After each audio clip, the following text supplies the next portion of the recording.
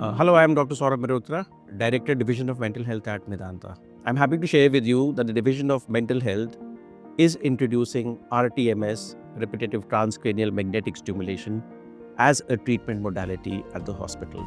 We will be using it primarily for patients with depression and obsessive compulsive disorder.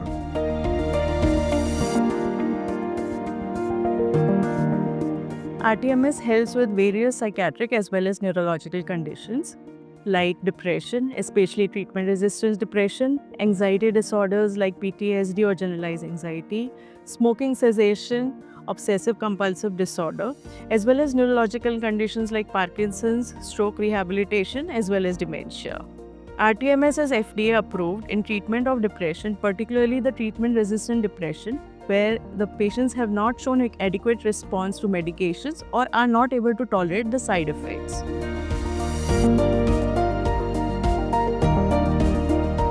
A magnetic coil is placed on the skull. It generates magnetic impulses, which create small electrical currents to stimulate areas of brain responsible for anxiety and depression. The sessions typically last 30 to 40 minutes. Up to 4 or 5 sessions are taken during a week and over a period of 4 to 6 weeks.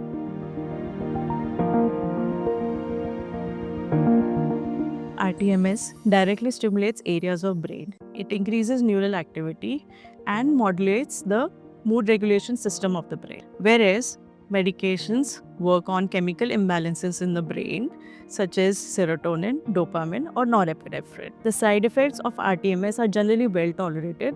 There are mild side effects like headache or scalp discomfort. Whereas with medications, there are significant side effects at times, impacting the quality of life of a person. There is a difference in the treatment duration of rTMS and medications. rTMS takes about 4 to 6 weeks of sessions, 4 to 6 sessions a week, whereas for medications, the treatment duration is longer. It can take from months to years.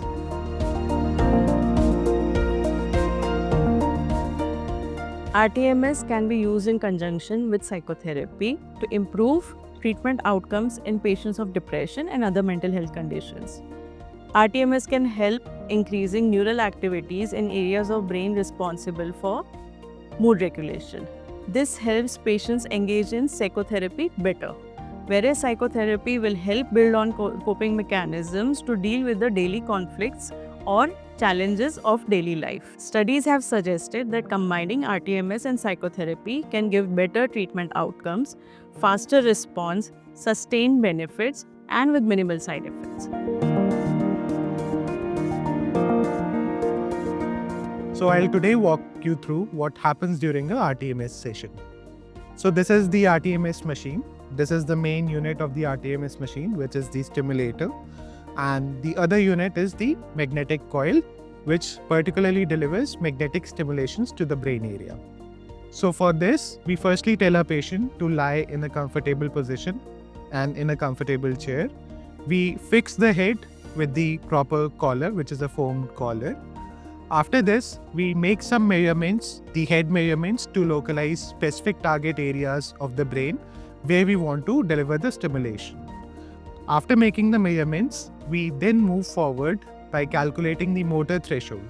So the motor threshold is the minimum intensity of current which stimulates a motor response in the brain.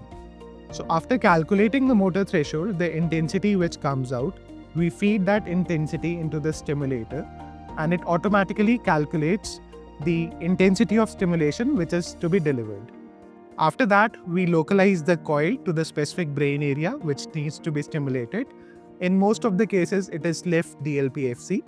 We place the coil, and after that, we start the protocol for that particular psychiatric disorder.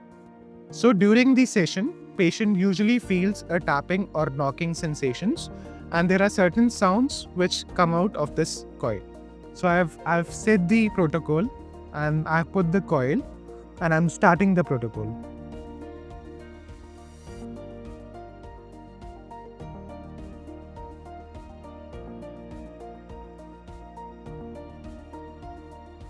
Usually the rTMS session lasts for 20 to 30 minutes, and after that, patient can resume with his daily routine activities like driving, going back to work, etc.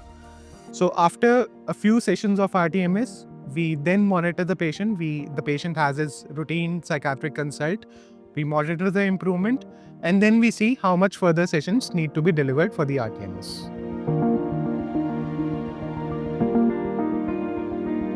So rTMS, as it was introduced, it is a non-invasive neuromodulation technique. With non-invasive, we mean that it doesn't enter the body. So when compared to the electroconvulsive therapy, it does not require any kind of injectables, it does not require anesthesia. So it's just the placement of coil over the head and there's stimulation of the brain with gentle magnetic pulses. So after the rTMS session, patient can resume with his normal routine activities. When compared to medications, as medications enter the body, they do have systemic side effects. rTMS does not have any kind of systemic side effects. The only mild side effect which rTMS can have is headache. So after an rTMS session, because when the magnetic pulses are delivered and the muscles which come between our brain and the rTMS coil, they also get stimulated, which leads to mild heaviness of head or mild headache, which lasts for a few minutes after the rTMS session. And if it is severe enough, it can be controlled with a single tablet of paracetamol.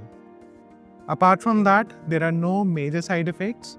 So for rTMS, when patients are taken up, they are screened for other neurological disorders. Presence of neurological disorders do become relative or absolute contraindication for rTMS. So rTMS is advised after careful psychiatric evaluation by a mental health professional. So the chances of side effects or adverse effects are minimal.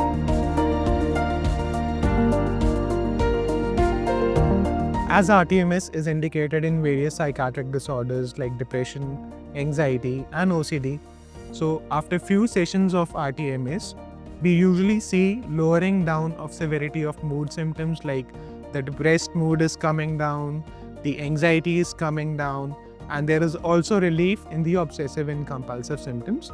But that comes after a series of rTMS sessions. Minimal, at least 20 to 25 sessions of rTMS are required to see such amount of improvement.